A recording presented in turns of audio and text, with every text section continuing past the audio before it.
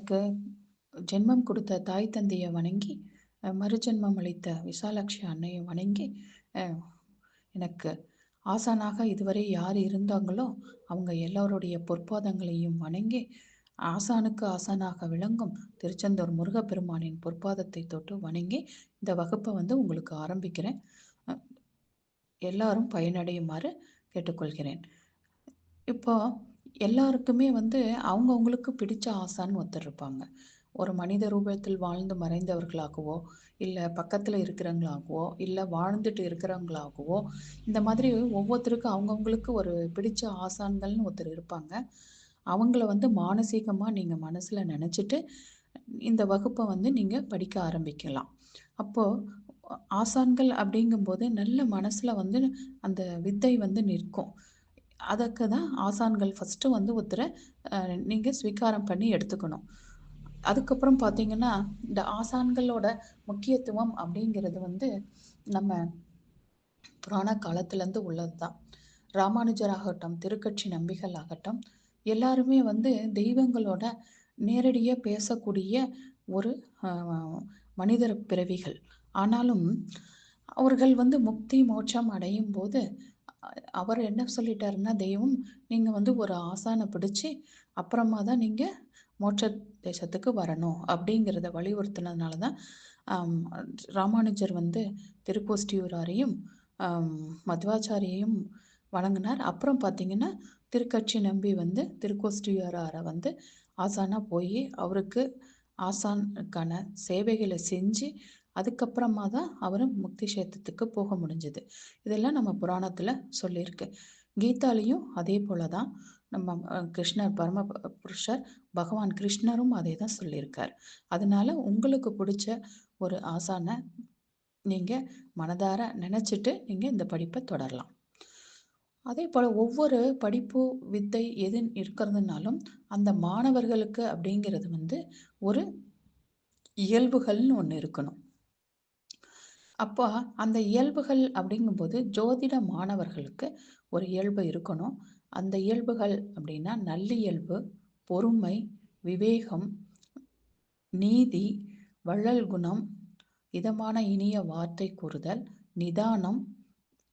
அதாவது தானத்திலேயே சிறந்த தானம் எதுன்னா நிதானம் அப்படின்னு சொல்லலாம்.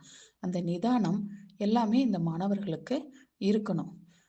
அந்த காலத்தில் பார்த்தீங்கன்னா, ஒரு ஜோஷியர் ஒரு சில இடத்துல கொண்டு போய் நோட்டை கொடுத்தா அப்படியே தூக்கி வீசுவாங்க. அதெல்லாம் வர்றவங்களுக்கு எந்தவித பாதிப்பும் கொடுக்காது. நமக்கு ஜோதிடர்களுக்கு தான் அது பாதிப்பை கொடுக்கும் அப்படிங்கிறதையும் இங்கே ஃபஸ்ட்டு வலியுறுத்தி சொல்ல விரும்புகிறேன். ஏன்னா ஜோதிடத்தை தொடும்போது மிகவும் முக்கியமான ஒன்று நிதானம் ஒன்று, பொறுமை ஒன்று, அடுத்தது அந்த ஜோதிட இடம் அப்படிங்கிறது அரசனுக்கு நிகரான இடம், தெய்வத்துக்கு நிகரான இடம். நம்மளை நம்பி தான் அடுத்தவங்க வாழ்க்கையை எடுக்க போகிறாங்க.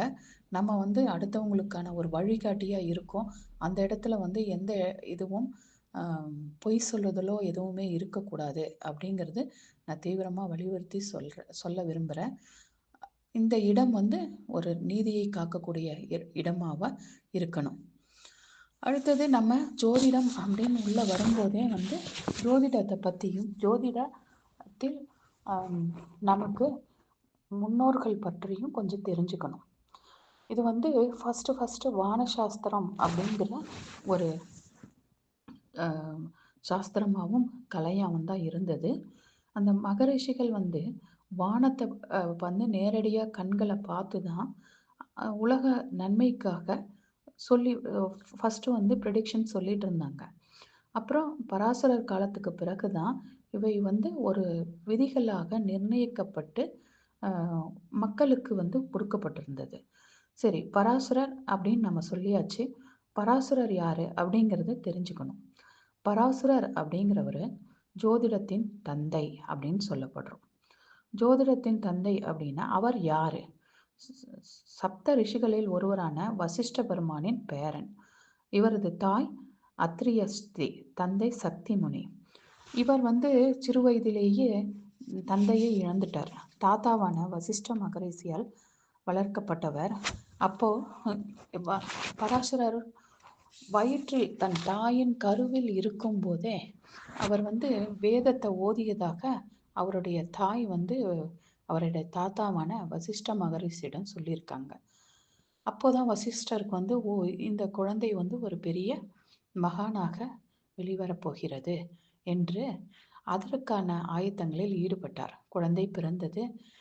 அவர்களுக்கான வித்தைகளை கற்றுக் கொடுத்தார். அப்போதான் வந்து பராசரர் வளர்ந்து பெரியவனாகி எல்லா வித்தைகளையும் கற்று அவருக்கு தெரிந்த சாஸ்திரங்களை கொடுக்க ஆரம்பித்தார் உலகிற்கு. அப்போ அவர் ஒரு இதை கணிச்சிருந்தார். என்னன்னா, ஒரு வானத்தை பார்த்து ஒரு கிரகங்கள் சங்கமிக்கும் நேரத்தில் ஒரு குழந்தை பிறந்தா அது வந்து உலகை போற்றும் வல்லவனாக இருப்பான் அப்படின்னு கணிச்சிருந்தார். அப்போ அவர் வந்து குடிலுக்கு போக முடியல அவரால். அந்த சமயத்தில் குடிலுக்கு போகிறதுக்கு முன்னாடி பெரிய மழை வந்துடுச்சு. மழை வெள்ளம் எல்லாம் வந்தோடனே என்ன பண்ணுறாரு அவர், அந்த ஆற்றை கடக்கிறதுக்கு வராரு. அப்போ படகோட்டியாக இருந்த மீனவ பெண்ணை சத்தியவதியை வந்து கேட்குறாரு. இந்த மாதிரி இந்த சமயத்தில் பிறக்கும் ஒரு குழந்தை வந்து உலகை போற்றும் மகானாக இருப்பார், அதனால் நீங்கள் வந்து எனக்கு ஹெல்ப் பண்ணுங்கோ அப்படின்னு. அப்போ சத்தியவதி தாயாரும் ஒத்துக்கிறாங்க. சரி, நான் வந்து இந்த ஹெல்ப் பண்ணுறேன் அப்படின்ட்டு. அந்த சமயத்தில் தோன்றிய மகான்தான் வேதவியாசர். வேதவியாசர் வந்து எல்லாருக்கும் ஓரளவு தெரியும். இந்த தளத்தில் இருக்கிறவங்க எல்லாருக்குமே வேதவியாசர் தந்தை கொடுத்த அனைத்தையும் திருப்பி நூல்களாகவும் பாக்களாகவும் எழுதியுள்ளார். நிறைய புஸ்தகங்கள் வந்து ஜோதிடத்துக்கு அவர் எழுதியிருக்கார். அதுக்கப்புறம் பார்த்தீங்கன்னா காளிதாசர், இந்த மாதிரி ஒவ்வொருத்தராக வராகமிக்கிறார். இப்படி ஒவ்வொருத்தராக வந்து ஜோதிடத்தை இன்னும் பட்டை தீட்டப்பட்ட வைரம் போல நல்ல தொகுத்து பல நூல்களாக உலகத்திற்கு கொடுத்துருக்காங்க. சரி, ஜோதிடம் வந்து அதுக்கப்புறம் ஒவ்வொருத்தர் பின் வந்தவங்க எல்லாருமே ஆராய்ஞ்சு பல பரிமாணங்களாக ஜோதிடம் வந்து வெளிவர ஆரம்பிச்சது. பல பரிமாணங்கள் அப்படிங்கும்போது என்னென்ன அப்படின்னா, நாடி, அகஸ்தியர் நாடி. ஏன்னா இதில் வந்து முக்கிய பங்கு அகஸ்தியர் நாடி அப்படிங்கிற அகத்தியருக்கும் உண்டு. முருகப்பெருமான் வந்து ஜோதிடத்தை வந்து அகத்தியருக்கு அருளியத ஒரு புராணம் கதையும் உண்டு.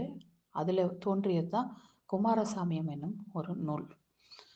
அப்புறம் சாயா நாடி, எண்கணிதம், பஞ்சபட்சி, அப்புறம் பார்த்தீங்கன்னா பிரசன்னம், ஜெய்மினிங்கிற ஒரு மெத்தட் ஜெய்மினி முனிவரால் உருவாக்கப்பட்டது. வருஷபலம்னா இப்போ ஒவ்வொரு கோள்களும் சூரியனோட சஞ்சாரத்தை வச்சு அது எங்கே வந்திருக்கு, வருஷம் சூரியன் எங்கே வந்து நிற்கிறாரு அவருடைய பிறந்த ஜாதகத்தில் அப்படிங்கிறத வச்சு அந்த வருஷத்துக்கான ஒரு பலனை அங்கே இன்னும் துல்லியமாக கணிக்கக்கூடிய வருஷ பலம். இதெல்லாம் ஒவ்வொரு பரிமாணத்தில் வந்திருக்கு. இன்றைக்கும் பார்த்தீங்கன்னா ஆராய்ச்சிகள் இன்னும் தொடர்ந்துட்டு தான் இருக்குது. ஒவ்வொருத்தரும் வந்து ஒவ்வொரு விதத்தில் ஆராய்ச்சிகளை தொடர்ந்து அவரவர்கள் மாணவர்களுக்கு வந்து அந்தந்த வகையில் கற்றுக் கொடுக்குறாங்க. அதனால் இன்னும் இது வந்து பட்டை தீட்டப்பட்டு தான் வருது. இன்னும் முழுசாக பட்டை தீட்டப்பட்ட ஒரு வைரம்னு ஜோதிடத்தை இப்போ சொல்கிறதுக்குள்ள இன்னுமே மெருகேற்றப்பட்டு தான் வருது. இதுவும் எல்லாருமே ஒரு நல்லா தெரிஞ்சுக்கணும். எல்லா வித முறைகளையும் கொஞ்சம் கொஞ்சம் எல்லாருமே தெரிஞ்சு வச்சுருக்கணும். ஆனாலும் ஏதாவது ஒரு முறையை வந்து ஒவ்வொரு ஜோதிட மாணவரும் எடுத்து அகல உழுவதை விட ஆழ உழு அப்படிங்கிறது போல் நல்ல ஆழமாக போய் பார்க்க கற்றுக்கணும். அதுதான் வந்து எல்லாருக்கும், ஜோதிடருக்கும் ஜோதிட மாணவர்களுக்கும் ஒரு சக்ஸஸை கொடுக்கக்கூடியது, ஒரு முயற்சி வெற்றியை கொடுக்கக்கூடியதாக இருக்கும். அடுத்தது பார்த்திங்கன்னா, ஜோதிட மாணவர்கள் பற்றி இப்போ நம்ம சொல்லியாச்சு. ஜோதிடம் அப்படின்னா என்ன? ஜோதி ப்ளஸ் இடம், ஜோதி உள்ள இடம் வந்து ஜோதிடம் அப்படிங்கிறத நம்ம சொல்லலாம். ஒரு 10 நிமிஷம் இன்றைக்கி கொடுத்துருக்கோம். அதனால் இதை வந்து படிச்சுட்டு வந்தீங்கன்னா அடுத்த வகுப்பு நாளை. வாழ்க வளமுடன். வாழ்க முருகப்பெருமான் ஆசி. அனைவருக்கும் முருகப்பெருமான் ஆசி கொடுக்கட்டும். நன்றி, வணக்கம். கிருத்திகா, ஓசூர்.